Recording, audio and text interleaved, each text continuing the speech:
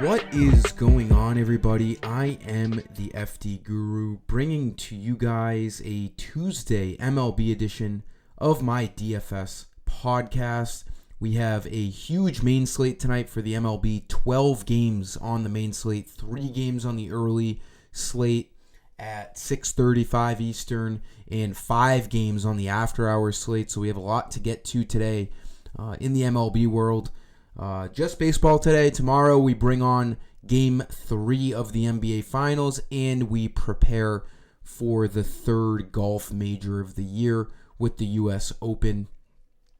It looks like that course is going to be a huge challenge this week. I've seen tons of videos on how fast the greens are, but for Tuesday today, we got to just worry about the MLB. Early slate will go on my Dub Club as usual. Link below this video for a 7-day free trial.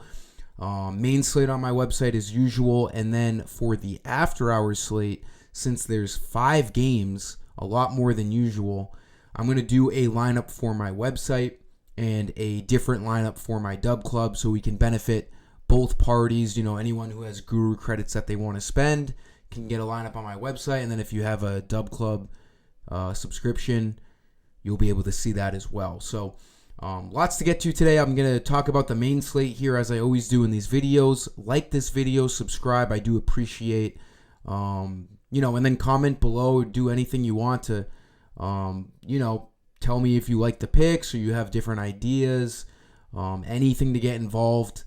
I do appreciate you guys for stopping by. So for pitcher tonight, also we don't have to worry about any weather tonight. There's no rain anywhere. So back-to-back days where there is no problems with the weather. That's always a huge plus. For pitchers, I think we spend up tonight. I was trying to look at cheaper pitchers, and it just doesn't seem that likely that I go down there. I'll talk about the cheaper guys in a second, but I just think, if you want to go up to Zach Wheeler against the Red Sox, it's a great matchup for him. I don't mind it. Fenway is a bit of a hitter's ballpark. I do like Paul Skeens and Brian Wu the most. Skeens is 10,500. Obviously, the sky is the limit for this guy. His potential is through the roof. He could get, anywhere from 8 to 10 Ks on any given start. He's been electric to start his career. His matchup against the Cardinals is fine tonight. Nothing about that Cardinals lineup scares me. He is in St. Louis. The Pirates are still a minus 140 favorite. So Skeens projected for 40 fantasy points. That's right around Zach Wheeler, but I do like Skeens better. He is $500 cheaper. And it's just, I think St. Louis is a better park to pitch in than Fenway. But I do like Brian Wu the most at 9,700. He's projected for 38 fantasy points, just a tick below Paul Skeens, and he is a whole $800 cheaper, so we can save some money. Wild game between the Mariners and White Sox last night. White Sox took a 4-0 lead into the 8th inning, and then, the Mariners tied it up 4-4, and then we saw Cal Raleigh hit a walk-off grand slam. They won 8-4, scoring 8 runs in the last 2 innings. We find the Mariners as huge favorites once again tonight against the White Sox, minus 220. The biggest favorites on the slate tonight by a wide margin. We do have the Twins as big favorites again, like last night, minus 205. Those two teams, the Mariners and Twins, those are the only minus 200 and up favorites on tonight's slate. So the Twins bats look good again against the Rockies, and the Mariners look good again against the White Sox. Basically the same thing as last night. Brian Wu looks great to get, a quality start and a win in this game. He has started this season off really well. Was a late bloomer to the season because he was hurt to start the year. But as you can see, in 6, 12, 18, 24, 33 innings, he's given up only 4 earned runs. His strikeout numbers look fine. The matchup couldn't be any better against the White Sox. He has 4 consecutive quality starts going 6 innings. So he's been consistent. The matchup couldn't be any better. He hasn't, I guess he's been tested at New York and he pitched extremely well. But he's had matchups matchups against the Athletics, the Nationals, the Angels, the Athletics again, and now the White Sox. He's getting some great matchups. We're going to continue to pick Bryan Woo. His price has gone up to $9,700, but he still looks great as a top value pitcher on this slate. We're just not going to really be able to spend up on bats. But that's okay. I like picking pitchers. They're more, they're more predictable. Any batter can go 0 for 4 on any given night. When you spend up on pitchers, they usually, get up to their projections more often than not. In terms of cheaper pitchers, I don't know. I can't go anywhere. I mean, JP Sears had a great start last start, but now he's in San Diego against that tough Padres lineup. Randy Vasquez has a matchup at home against the Athletics, but he's been up and down. He's shown they'll bring him deep into games. He gave up 10 hits against the Braves and still pitched 6 innings. So I actually don't mind Randy Vasquez here at home as a minus 162 favorite for the Padres. I mean, 7,500. Again, good matchup. They seem to, let him pitch deep. I mean, he's given up 3 earned runs in the last 3 starts, and he's gone 5 to 6 innings in those 3 starts. So you could look at Randy Vasquez. I don't mind him. I kind of didn't look at him before this video, but he kind of just caught my eye. A lot of things are spitting out Louis Varland at 6,600 as a minus 200 favorite at home against the Rockies, but he's been terrible. So, I mean, take it with a grain of salt. Yes, he's on the, better side of Vegas with a minus 200 favorite, but I know the Rockies stink, but he also has been terrible. 9 ERA. They're desperate for pitchers, so they called him up from AAA, and even in AAA, he has a 5.31 ERA. So if you're desperate for value or a cheap pitcher, you could look at Louis Varland, but just know what you're getting into. 15, and 21 fantasy points at 6,600. If he gets anywhere from 15 to 24 fantasy points, he's paying off his salary. So you could go to him. The matchup is great. Maybe he settles in a little bit here. Maybe the Twins get on the board early against Cal Quantrill and, let him settle in. But I don't know if I'm going to end up going to him. Maybe on DraftKings where you have to pick 2 pitchers. But I'm probably just going to be spending up on pitcher tonight. We'll see how things pan out. I do think we'll find some cheap bats, and that's what we'll get into right now. So for cheap bats, we're going to start out right away with a $2,100 player on the Blue Jays, and that's Spencer Horwitz. He's been batting second for the Blue Jays over the last few games. Last night he went 2 for 4 with a double and a single. He looks like he's going to be starting again because the Blue Jays have a matchup against another righty. He's actually making his debut. Is his name Carlos Rodriguez for the Brewers? Yeah, Carlos Rodriguez.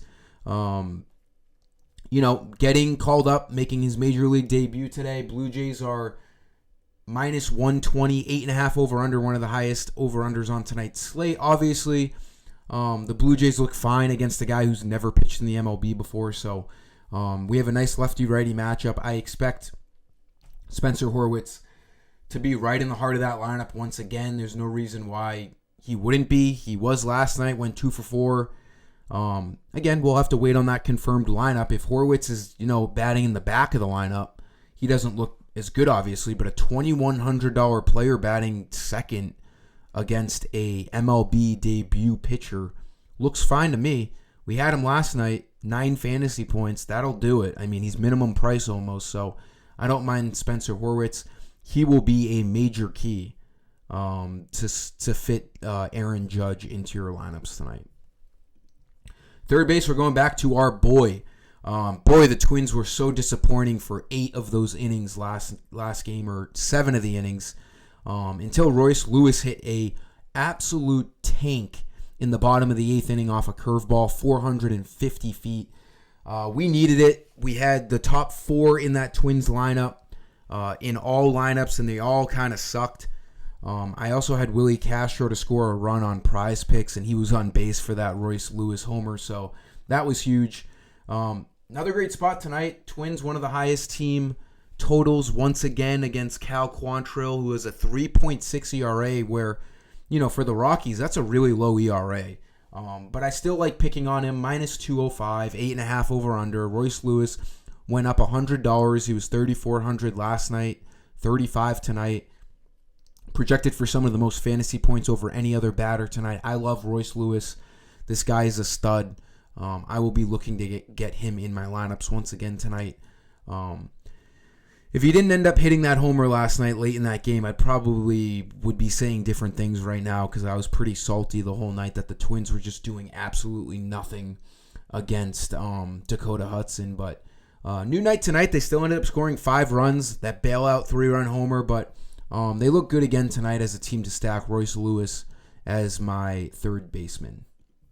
For the outfield, Aaron Judge. Let's try to do it. I mean, if we're spending up on pitcher tonight, it's going to be tough, but I think we can do it. Aaron Judge should be back in the lineup last night. I guess he was just getting a breather yesterday, and they really needed to use that DH spot for the hurt Juan Soto. So, kind of crazy. I mean, if you look at this guy's game log, this might be the most impressive stretch of baseball I have ever seen.